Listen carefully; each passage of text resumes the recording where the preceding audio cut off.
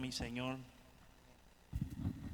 que tu Santo Espíritu nos dé la gracia, Señor, para enseñar la palabra. Glorifícate, Señor, en todo, Dios mío, porque nosotros queremos que seas tú el que ensalzado, glorificado, Señor, porque a ti es dada toda la gloria y toda la honra. A ese nombre tan grande, Señor. Ese es el nombre de Jesucristo. Delante de Él se tiene que doblar toda rodilla, Señor. En los cielos, en la tierra, debajo de la tierra, Señor. No hay un solo lugar, Señor. Toda rodilla tiene que doblarse. Y en esta noche nos doblamos delante de ti, Señor. Bendícenos, háblanos, Señor. Espíritu Santo, ponga la palabra, Señor, que es necesaria para edificarnos, Señor, en la fe, en el nombre poderoso de Cristo. Amén. Dios les bendiga y Dios les guarde.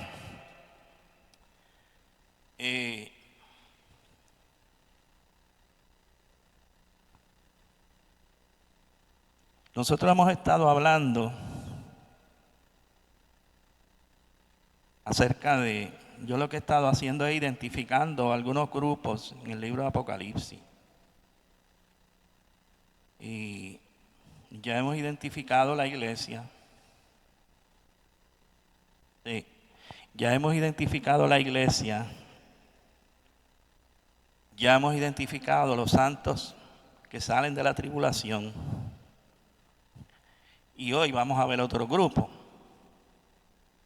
Vamos a hacer algún tipo de cosita aquí para tratar de explicar bien la cosa, ¿verdad? A los 7 años de la tribulación. Y que aquí, más o menos son 3 años y medio. ¿Verdad? Una de las cosas que usted tiene que tener en cuenta es, la tribulación es el periodo donde van a resucitar casi todos los muertos. Desde aquí hasta aquí. Porque hay unos muertos que van a resucitar acá al final del milenio. Eso lo vamos a leer ahorita de la Biblia. Pero casi todos los muertos resucitan.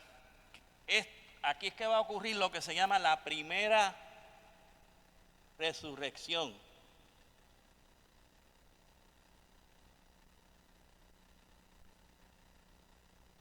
No. La primera resurrección comprende la resurrección de la iglesia, la resurrección de los santos de la tribulación y la resurrección de los santos del Antiguo Testamento. Vio que no son los mismos, ¿verdad? ¿Vio la diferencia? La iglesia, los santos de la tribulación y los santos del Antiguo Testamento, que son los que vamos a ver esta noche. ¿Ok? Entonces, el periodo de la tribulación va a comenzar cuando la iglesia es arrebatada. ¿Ok? Cuando la iglesia es arrebatada, es aquí. Aquí, vamos a poner aquí el arrebatamiento. Sí, antes de la tribulación. El arrebatamiento de la iglesia es antes de la tribulación. Ahora, vamos a ver en la Biblia cómo es eso. Porque nosotros lo leemos, lo vemos y a veces lo miramos, pero no entendemos bien. Vamos a ir entonces a 1 Tesalonicenses 4. Tesalonicenses capítulo 4. Vamos a ver.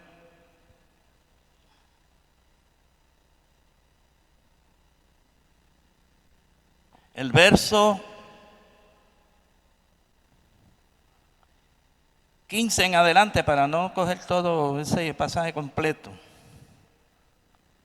Dice, por lo cual os decimos esto en palabra del Señor, que nosotros que vivimos, escuchen, Pablo está hablando de él y de los que estaban allí, que estaban vivos. Ahora ya ellos son muertos, ¿verdad? Ya ellos no están. Pero está diciendo aquí, dice, que habremos quedado hasta la venida del Señor. Y cuando usted lee ese verso, usted piensa que cuando ahí dice la venida del Señor se refiere a la segunda venida de Cristo. Pero eso no está hablando de la segunda venida de Cristo. Eso está hablando de cuando el Señor viene para arrebatar la iglesia. Ok, vamos a ver eso. Dice, nosotros que vivimos, que habremos quedado hasta la venida del Señor, no precederemos a los que durmieron. O sea, nosotros no vamos a resucitar primero, son los muertos. Escuche, ahora mismo hay una iglesia que está arriba, ¿vio?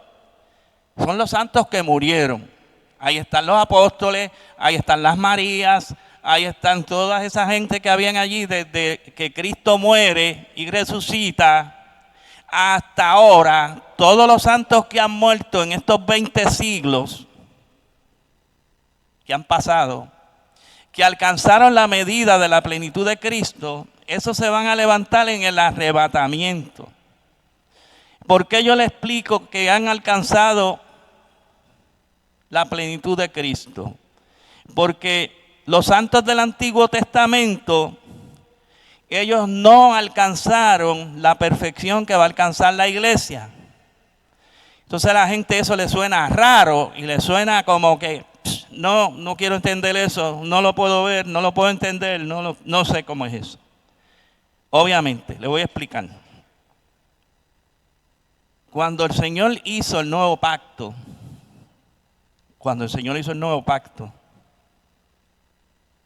déjame ir aquí a Hebreos a buscar unos versos, a ver si los encuentro rápido. En Hebreos capítulo 7 dice, vamos a buscar el verso 18, no, vamos a empezar con el 17. Pues se da testimonio de él, o sea, de Cristo. Tú eres sacerdote para siempre según el orden de Melquisedec. O sea, Dios está estableciendo un nuevo orden sacerdotal con Cristo.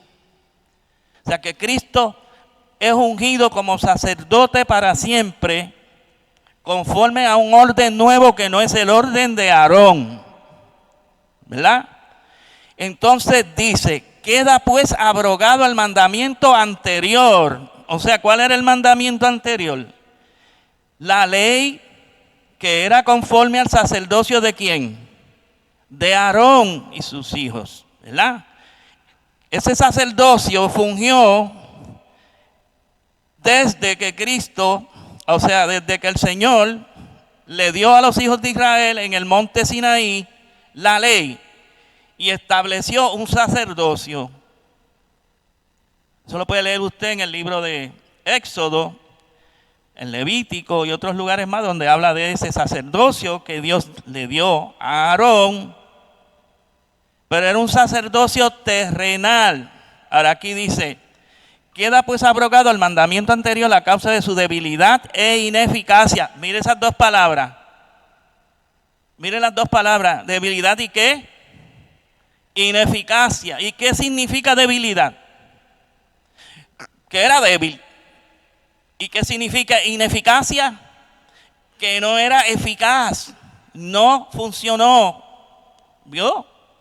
Entonces la ley no funcionó para llevar al hombre a donde Dios quería llevarlo. Eso usted lo tiene que entender. Por eso es que yo aquí a veces le hablo de la ley y le digo muchas cosas de la ley. Porque hay cristianos que aunque vinieron a Cristo, siguen adorando a Cristo, pero están viviendo en la ley. ¿Vio? Están viviendo en la ley. Eso lo dice en Gálatas capítulo 4. Usted lo puede leer en Gálatas capítulo 4. No quiero entrar en eso, no tengo tiempo para mucho. Lo que tengo son algunos 20 minutos para explicar algo de hoy. Ahora mire lo que dice. Pues nada perfeccionó la ley, el 19. ¿Perfeccionó algo la ley? No. El nuevo pacto viene a perfeccionar al hombre en aquellas cosas que la ley no pudo perfeccionar al hombre. ¿Entienden? Por eso es que la iglesia es algo especial. Porque la iglesia tiene que llegar a una perfección y alcanzar una estatura de hijos. ¿A quién en el Antiguo Testamento el Señor le llamó hijo? ¿Alguno en el Antiguo Testamento que el Señor le llamó hijo? A ninguno. A nadie Dios le llamó hijo en el Antiguo Testamento. A nadie. ¿Por qué? Porque la cuestión de hijo vino con el primogénito Jesús. Y de ahí ahora nosotros sí podemos alcanzar la estatura de hijos. Pero antes solamente se alcanzaba la estatura de siervo. ¿Y dónde dice eso? Vamos a verlo aquí.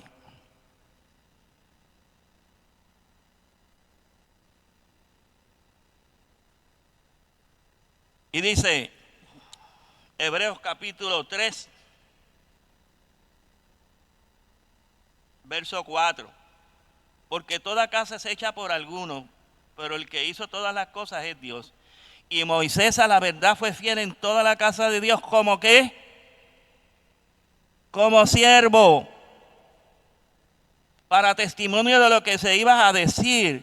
Pero Cristo como hijo. ¿Lo vieron? Lo que le acabo de hablar. O sea, Cristo como hijo. Y dice, sobre su casa, la cual casa somos, ¿quiénes? Nosotros. O sea, que todo cambió. El tabernáculo donde Moisés ministraba y la casa donde Moisés ministró, eso cambió. Ahora es una casa espiritual. Nosotros somos la casa del Espíritu Santo o el templo del Espíritu Santo. En aquel tiempo los seres humanos no eran templo del Espíritu Santo. ¿Usted entiende eso? Y la gente dice, no entiendo. Porque es un poco difícil entender esto, pero eso es la realidad. Eso es lo que está hablando Hebreos. ¿Verdad? Dice, a ver si hay algo más aquí. Dice, si retenemos firme hasta el fin la confianza y el gloriarnos en la esperanza. Volvemos otra vez al capítulo 7. Dice, pues nada perfeccionó la ley y de la introducción de una mejor esperanza, por la cual ahora nos acercamos a Dios. Quiere decir que ahora hay una mejor esperanza para nosotros acercarnos a Dios. ¿Vio? Ellos tuvieron alguna forma de acercarse a Dios, pero Dios no le permitió llegar mucho a ellos. ¿Vio?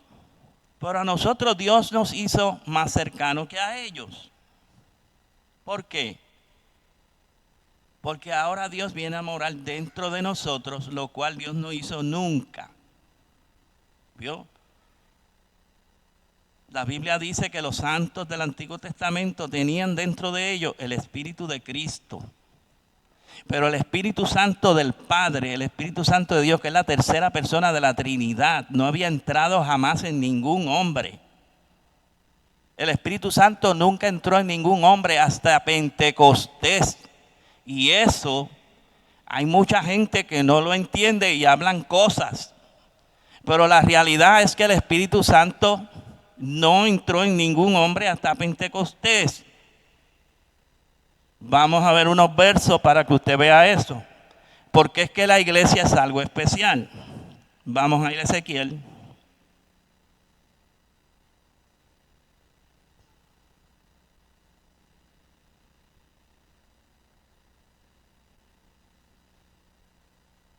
Ezequiel 36. Y vamos a leer un par de versos aquí para que usted vea lo que yo le estoy hablando.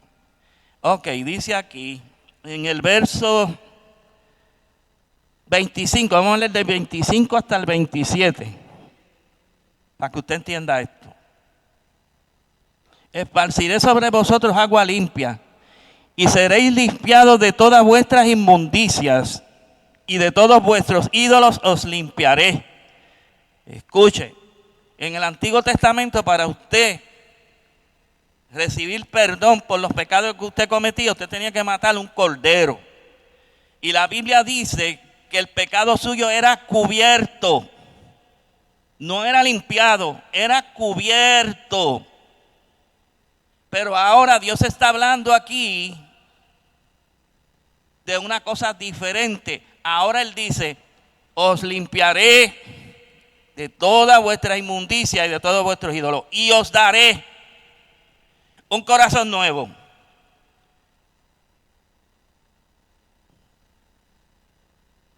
Y pondré ¿un qué? Un espíritu nuevo. Fíjate que la palabra espíritu, ¿cómo aparece escrita ahí? Con letra minúscula. ¿De qué está hablando? Del espíritu del hombre que estaba muerto en delitos y pecados, ¿verdad que sí? La Biblia dice que estábamos muertos en delitos y pecados, pero todavía estamos andando por aquí, pero estábamos muertos en delitos y pecados. El que usted ve por ahí por la calle, que no lo sirve al Señor, que no ha tenido un nuevo nacimiento, que no ha tenido una experiencia con el Señor, ese está vivo en la carne, pero está muerto en espíritu. ¿Vio? Entonces, ¿qué dijo el Señor? Yo le voy a dar a ustedes un corazón nuevo y voy a poner un espíritu nuevo en vosotros. ¿Sabe cuál es ese espíritu nuevo? El espíritu de Cristo. El espíritu de Cristo. Ahora vamos a seguir leyendo. Dice: os daré corazón nuevo y pondré espíritu nuevo dentro de vosotros. Y quitaré de vuestra carne el corazón de piedra y os daré un corazón de carne. Y pondré, otra vez en el 27, márquelo. Y pondré, ¿cómo está hablando el profeta? ¿En presente o está hablando en futuro? En futuro le está hablando Dios a Israel y le dice: y pondré dentro de vosotros mi espíritu. ¿Con letra qué? ¿Cuál es ese espíritu? Es el Espíritu Santo, dice: y haré que andéis en mis estatutos y guardéis mis preceptos y los pongáis por obra. Los hijos de Israel no pusieron nada por obra. Ellos no guardaron los mandamientos de Dios. Ellos no vivieron nada porque no podían vivir nada, no podían vivir mucho. Pero ahora Dios dijo: yo me la voy a jugar fría con esto. Dios dijo: yo me la voy a jugar y voy a mandar a mi hijo para que mi hijo se meta entre los hombres, nazca en medio de los hombres, se haga hombre como ellos, sienta y padezca como ellos y venza al diablo y a la carne y a la muerte en un cuerpo de carne como el de nosotros. Qué jugadita, ¿verdad? Y la Biblia dice que Jesucristo dejó el trono que tenía con el Padre, descendió acá abajo. Eso usted lo ve en Filipenses, léalo. Y se despojó. ¿De qué se despojó él?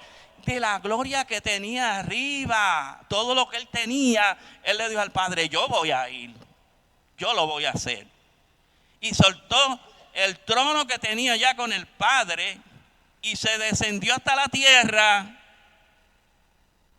para crear un pueblo nuevo, ¿verdad? Hombres y mujeres transformados por el poder de Dios para alcanzar una estatura espiritual que ningún hombre había alcanzado antes, que Cristo fue el primero que tuvo eso. Hay mucho más que hablar en eso, pero yo no me voy a meter en eso, por favor. Hay muchas cosas ahí que hablar. Pero podemos ver algo. Vemos Hebreo. Miren, el libro de Hebreo es un libro que toca tantos misterios. Pablo explica en ese libro tantos misterios. Y hay gente que dice: no sabemos quién escribió el libro de Hebreo. Hay pruebas en el mismo libro de Hebreo que fue Pablo, pero los ciegos no lo ven. Hay muchos ciegos que hablan y dicen: no, está bien. Pero hay muchas pruebas de que fue Pablo. Ok, entonces, mire lo que dice en el libro de Hebreos, capítulo 2. Autor de la salvación, ¿verdad? No lo voy a leer todo, pero voy a escoger algunos de estos versos. Ok, vamos a leer desde el 10. Verso 10, capítulo 2, verso 10 de Hebreos. Porque convenía a aquel que por cuya causa son todas las cosas y por quien todas las cosas subsisten, que habiendo de llevar muchos hijos a la gloria, escuche, ¿cuántos va a llevar Jesús a la gloria? Muchos hijos a la gloria. ¿Muchos qué? Hijos. Ya no siervos, ¿vio? Ya no amigos, hijos. Entonces dice: a la gloria. Perfeccionarse por aflicciones al autor de la salvación de ellos. ¿Quién fue ese? Jesús. Porque el que santifica y los que son santificados de uno son todos, por lo cual no se avergüenza de llamarlos como. ¿Cómo nos llama Jesús? Aleluya. O sea, ya nosotros no somos cualquier cosa. ¿Qué somos? Hermanos de Jesús, porque venimos por el linaje de Dios. Fuimos engendrados por Dios, dice Juan capítulo 1. Ya nosotros no somos cualquier cosa. Que aunque nosotros salimos de la tierra y fuimos formados de la tierra, Dios nos va a transformar, porque Jesús no era de la tierra, era del cielo. ¿Vio la diferencia entre Jesús y la diferencia entre Adán? Por eso es que Jesús es el postrer Adán. Pero Jesús no vino de la tierra, no fue creado del polvo de la tierra. Vino de arriba, ¿vio? Era celestial. Por eso él pudo vencer. Porque la ley es espiritual, la ley es de arriba, hermano. La ley no es de acá abajo, la ley es de arriba. La ley viene de Sión, que es donde está el Padre sentado en su trono. ¿Cuántos están entendiendo más o menos lo que yo estoy hablando? ¿Están claros con eso? Entonces, mire lo que dice. Anunciaré a mis hermanos tu nombre. En medio de la congregación alabaré. Y otra vez yo confiaré en él. Y de nuevo he aquí yo y los hijos que Dios me dio. Entonces, ya nosotros dejamos de ser lo que eran los santos del Antiguo Testamento. Ahora Dios nos quiere convertir en ¿qué? Hijos. Que venimos del linaje de Jesús.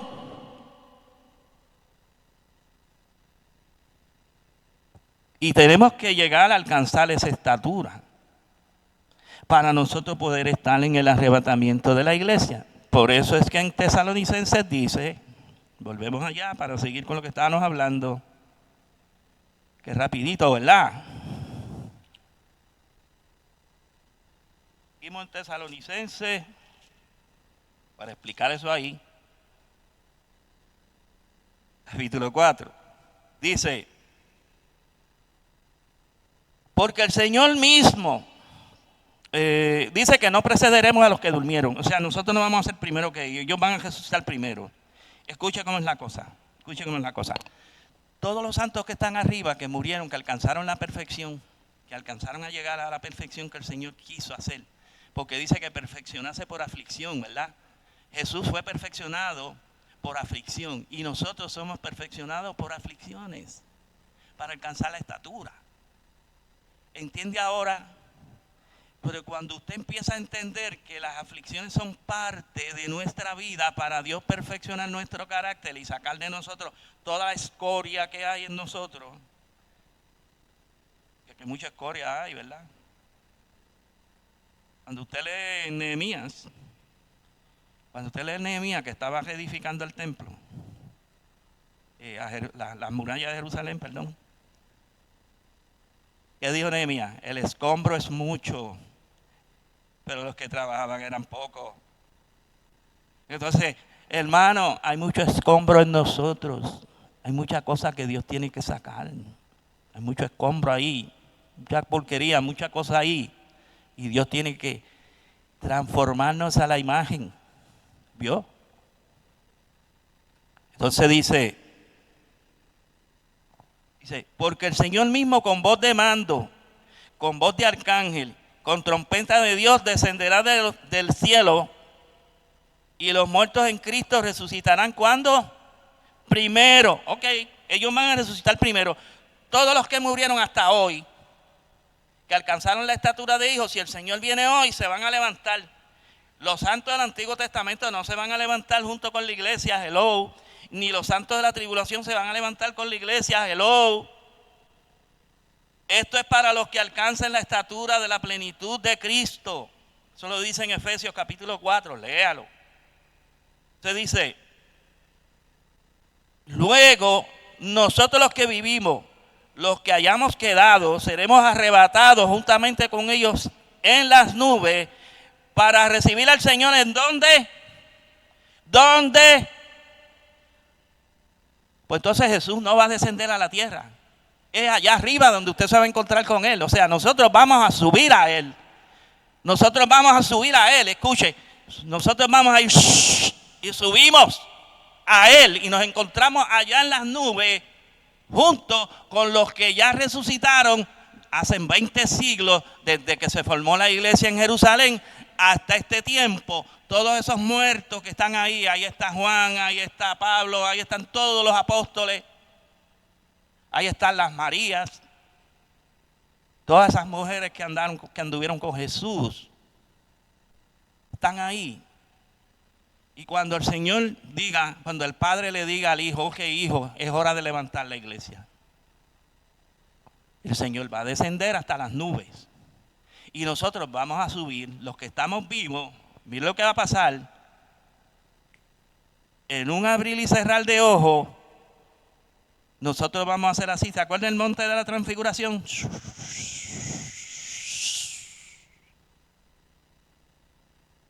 Y subimos y nos encontramos con el Señor en los aires. Él no va a tocar la tierra. Nosotros vamos a subir a Él. ¿Vio la diferencia entre lo que están diciendo? Que Cristo en la segunda venida es que nosotros nos vamos a levantar. Hermano, no crea eso, no es cierto. No es cierto. La segunda venida ocurre al final de la tribulación. Esta venida que habla aquí es al principio de la tribulación, donde Él llega hasta las nubes y nosotros subimos y nos encontramos con Él en las nubes. No es en la tierra. La segunda venida de Cristo, Jesucristo, va a descender hasta la tierra y va a poner sus pies en el monte de los olivos, ¿verdad? Y el monte de los olivos se va a expandir para los lados y ahí Él va a encontrarse con los judíos. Y los judíos lo van a reconocer, lo van a identificar. Ese fue el que nosotros matamos. Ese es el que nosotros hemos odiado toda la vida. Y ellos se van a tirar, se van a quebrantar. Y ahí es que ellos son salvos. ¿Vio? Ahí es que el pueblo de Israel vuelve a tomar entonces la identidad de pueblo de Dios que tenía, que por años y años todavía ellos son el pueblo de Dios, pero viven apartados de Dios. Pero Dios los va a restaurar. Un día de esto, pues, yo traigo un estudio de eso para que veamos lo que habla Pablo acerca de eso. ¿Y por qué yo le digo eso? Porque hay una teoría por ahí que están diciendo que la iglesia vino a suplantar a Israel. Que nosotros ahora somos los que servimos a Israel. Dios lo desechó.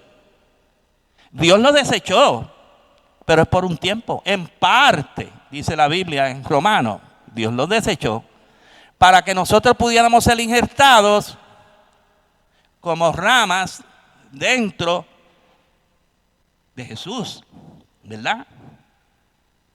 Y para que nosotros pudiéramos tener salvación, pues Dios endureció el corazón de los judíos para que ellos no lo reconocieran. Mire cómo hizo Dios. Qué tremendo, ¿verdad? Lo que Dios hace. Y endureció a los judíos para que nosotros tuviéramos la oportunidad de ser salvos y de alcanzar la perfección. Entonces, vamos a ver lo de hoy. Ya sabemos que la iglesia, bueno, un versito por aquí, que es un versito no más lindo. Déjame buscar ese verso. A ver dónde está.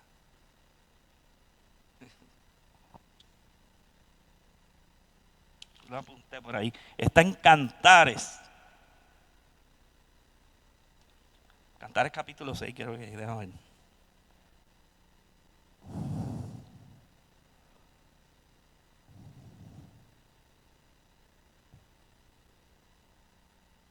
Cantares capítulo 6, sí.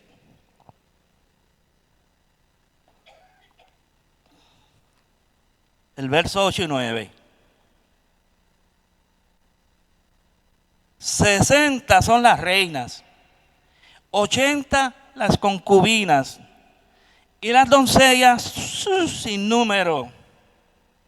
Mas una es la paloma mía, la que, la perfecta mía. ¿De qué está hablando? de la iglesia. ¿Vio? Dice, es la única de su madre, la escogida de la que la dio a luz. La vieron las doncellas y la llamaron bienaventurada, las reinas y las concubinas y la alabaron. ¿Quién es esta que se muestra como el alba, hermosa como la luna, esclarecida como el sol, imponente como ejércitos en orden? Ahora, el Señor tiene ¿qué? Tiene reinas. El Señor tiene concubinas. Y también tiene unas doncellas. Pero hay una sola que es la paloma. ¿Vio? Entonces, ¿qué son las reinas? Gente que se mandan a sí mismos, viven en el Señor, pero se mandan a sí mismos. ¿Vio? ¿Qué son las concubinas? Gente que tienen al Señor, pero atienden otros señores. ¿Verdad? Entonces, ¿qué hacen? Que están con el Señor, chévere con el Señor, y de momento se van y fornican. ¿Vio? O sea, aquí hay cristianos que viven así, llamados cristianos, ¿verdad? Y dice, y hay unos que son doncellas, gente que nunca han tenido intimidad con Dios, conocieron a Dios, pero no tienen intimidad con Dios, están virgencitas todavía. Entiéndalo, para no tener que llegar a lo más, entiéndalo. ¿Yo? Pero él dice, está bien. ¿Qué le dijo Dios a Israel? Ustedes, siendo mi esposa, se fueron y fornicaron en las montañas, ¿verdad? Y me fueron infieles. Así le dice Dios a los hijos de Israel. ¿Por qué? Porque ellos se iban a las montañas. Usted ha oído hablar de los lugares altos. Los lugares altos eran aquellos lugares que habían sido establecidos para rendirle sacrificios al Señor. Pero los hijos de Israel se apartan del Señor y se van allá. Entonces van a los altares y hacen sacrificios a los Baales y a otros dioses. ¿Y qué es eso? Eso es concubinato. Eso es serle infiel a Dios. ¿Vio? La Biblia le llama a eso fornicando y adulterando. ¿Vio? Entonces el adulterio que nosotros cometemos como seres humanos y la fornicación que nosotros cometemos como seres humanos tiene una parte en la parte espiritual, porque hay fornicación espiritual, ¿verdad? Y hay adulterio espiritual. Y es lo que Dios le dice a los hijos de Israel, ustedes fueron infieles. Dice Dios, y como ustedes no atendieron el pacto que yo hice con ustedes, yo me divorcié de ustedes. La Biblia dice, me desentendí de vosotros. O sea, yo los dejé que ustedes hicieran lo que les diera gana. Yo me divorcié. ¿Entiende lo que le estoy hablando? Si usted tiene un cónyuge que todo el tiempo le es infiel, y todo el tiempo le es infiel, y todo el tiempo le es infiel, llega el momento que usted dice, ok, pues sigue con tu vida de infidelidad, que ya yo no me quiero juntar más contigo. Y eso fue lo que hizo Dios con los hijos de Israel. En otras palabras, Dios se divorció de los hijos de Israel. Le dijo, no, sigan en su dureza de su corazón, sigan viviendo como viven. Mira cómo viven los hijos de Israel. ¿Se está viendo? Pero la iglesia del Señor es la paloma mía, la perfecta mía. Por lo tanto, si nosotros queremos ser iglesia y queremos estar en el arrebatamiento, nosotros tenemos que aspirar a una vida de perfección. Y para cerrar, vamos a buscar Efesios capítulo 4. Hermano, es que hay muchas cosas que hablar de esto. Entonces es imposible pues uno hablar un poco más sensato y con más paz y más tranquilidad, porque el tiempo apremia. Dice capítulo 4, verso 11. Bueno, vamos a leerlo desde el 9. Me gusta más.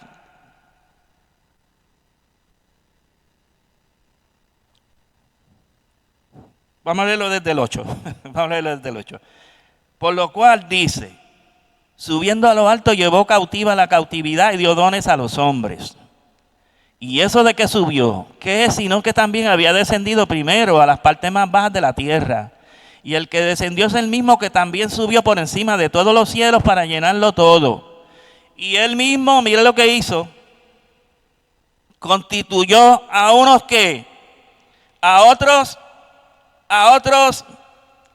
pastores y 5 ministerios. Dice, ¿con qué intención? El 12, a fin de perfeccionar. ¿Qué significa perfeccionar? Hacer perfecto a los santos para la obra del ministerio, para la edificación de ¿qué? Del cuerpo de Cristo, que es la iglesia.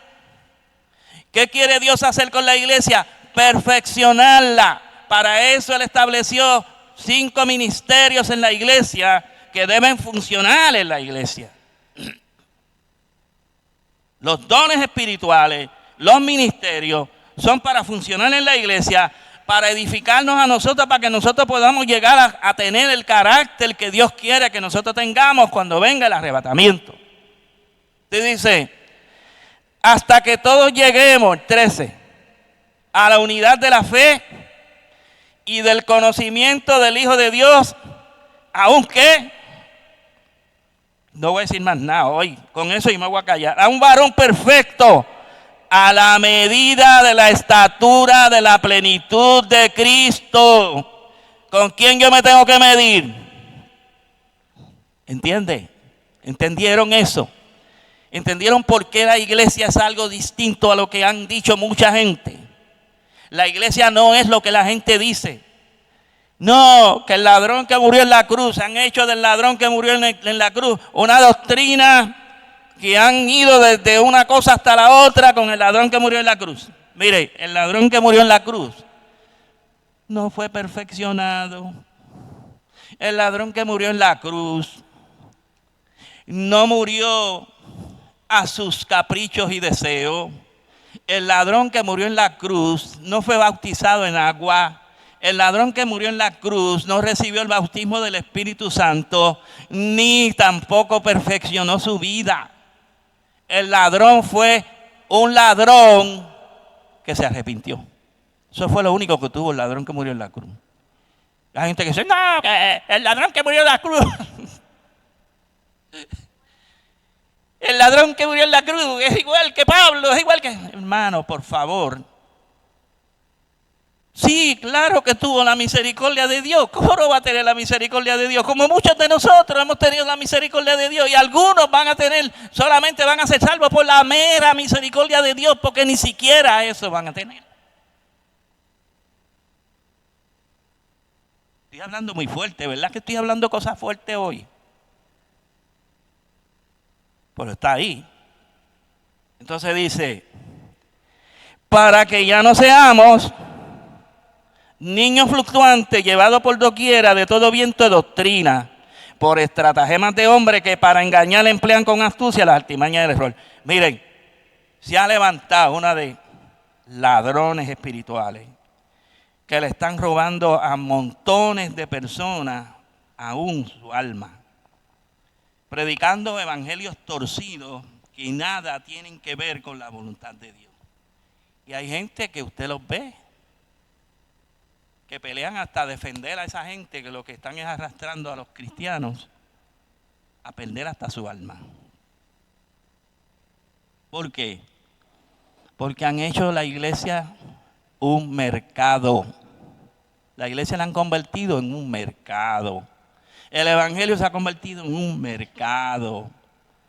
¿Vio? Y entonces vienen y conocen de la escritura y dicen, pues como yo conozco la escritura, ay, pues yo voy a escribir libros para leer, para vender libros y hacer el bestseller. Yo quiero hacer un bestseller. Se ponen a escribir. Y escriben un montón de tonterías en los libros y en la opinión del autor, y la gente, pues, la Biblia la dejan a un lado. Y hacemos como los adventistas. hacemos como la adventista. Nosotros los cristianos, estoy hablando con nosotros, incluyendo, no, para no salirme. Porque uno siempre debe hablar así, ¿verdad? Para uno no verse como que uno es exclusivo. Pero yo digo, nosotros nos hemos convertido en personas que no leemos la Biblia, no procuramos, no cuestionamos, no nos preguntamos cosas y nos vamos a la Biblia a buscarlo. Mire, los otros días yo estoy oyendo un estudio bíblico. Estaba dando el hermano Yamil y otros más. Y Dios me aclaró a mí dos cosas que yo siempre le preguntaba esas cosas al Señor. Y de momento salió. Y yo digo, oh, gloria a Dios. Y digo, oh, gloria a Dios, que ahora entiendo el pasaje que tanto a mí me hacía preguntármelo. Le dan ganas a uno seguir hablando, ¿verdad? Dale, voy a leer eso y voy a acabar. Le voy a leer el pasaje, porque usted vea qué pasaje es. Y usted mismo va a decir, oh, yeah, wow, ese pasaje es tremendo. Dice, capítulo 12 de Hebreo, dice, porque no podían soportar lo que se ordenaba. Si a una bestia tocar el monte será apedreada o pasada con dardo. Y tan terrible era lo que se veía que Moisés, ese no es ahí mismo. Oh, no, es el 18, más arriba. Dice, sí, es el 18, vamos a leer el 18. Porque no os habéis acercado al monte que se podía palpar. ¿Cuál era el monte que se podía palpar? El Sinaí, ¿verdad? Donde el Señor se le aparece a los hijos de Israel. Y que ardía en fuego, a la oscuridad, a las tinieblas y a la tempestad, al sonido de la trompeta y a la voz que hablaba, la cual los que la oyeron rogaron que no se les hablase más, porque no podían soportar lo que se ordenaba, etcétera, etcétera. Entonces dice, y tan terrible era lo que se veía, el verso 21, que Moisés dijo, estoy espantado y temblando. Imagínense cuando Moisés dijo que estaba espantado y temblando, que era el hombre que se metía allá a hablar con Dios y que estaba acostumbrado a oír la voz de Dios como trueno. Así que usted se puede imaginar la manifestación tan poderosa que hubo en ese monte. Entonces dice, si no, este es el verso que yo creo que usted vea, que os habéis acercado ¿a quién? ¿A qué monte nos hemos acercado nosotros? Al monte de Sión. ¿A la ciudad de quién? Del Dios vivo, Jerusalén la celestial, a la compañía de muchos millares de ángeles, a la congregación de los primogénitos que están inscritos en los cielos, a Dios el juez de todo, a los espíritus de los justos hechos perfectos. ¿A qué nos hemos acercado? Usted está viendo lo que dice la Biblia. Nosotros nos hemos acercado al monte de Sión, que es donde está el trono del Padre. Eso estaba cercado. Ahí nadie podía acercarse. La Biblia dice que en el huerto del Edén Dios puso querubines que no le permitían al hombre acercarse al árbol de la vida, para que el hombre no comiera del árbol de la vida. Y desde allí Dios le cerró al hombre toda la posibilidad de acercarse a él. Es tremendo, ¿verdad? Y dice aquí que nos hemos acercado a los primogénitos que están inscritos en los cielos. ¿Quiénes son los primogénitos que están inscritos en los cielos? ¿Qué significa primogénito? Primero. ¿Y qué es la iglesia? Primera, primicias, ¿verdad que sí? Que la iglesia es primicia, lo dice Santiago 1:18, que nosotros fuimos llamados para ser primeros. ¿Yo? Entonces, ¿quiénes son esos que el apóstol Pablo está hablando ahí? Los que ya están arriba, que son los primogénitos, los que son la iglesia, que viene desde que Jesucristo murió en la cruz y el Espíritu Santo descendió en Pentecostés. Todos esos santos están inscritos ya ¿dónde? en los cielos, y sus espíritus están ¿qué? Hechos ¿qué? Perfectos. ¿Vio? Esos son los que se van a levantar en el arrebatamiento, los que está hablando ahí. Eso es la iglesia, está hablando de la iglesia. Ahí no está hablando de otros santos, ahí está hablando de la iglesia. Vamos a ver un verso más. Este no lo voy a poder explicar mucho, pero lo voy a leer porque era lo que traía hoy para terminar con eso. Dice, en el capítulo 11, verso 18, dice, y se airaron las naciones. ¿Cuándo es que se airan las naciones? Al final de la tribulación, ¿verdad? Cuando viene el Armagedón. ¿Se acuerdan del Armagedón? Por eso es que hay que explicarlo. Entonces dice, y tu ira ha venido.